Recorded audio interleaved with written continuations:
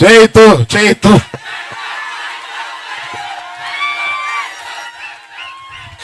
బాబు ఇవాళ మీరు అంటున్నారు, సంవత్సరంన్నరగా నేను కూడా అంటున్నాను.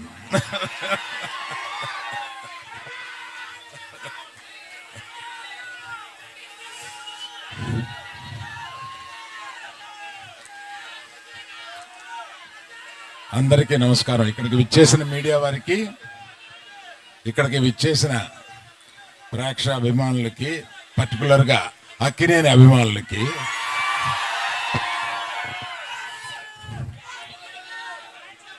మేము చాలా కష్టపడి ఈ సినిమాని తీసాము. ఎంత కష్టపడినా ఫైనల్గా మీరు ఆదరించే స్థాయిలోనే మా ఆనందం ఉంటుంది. ఈ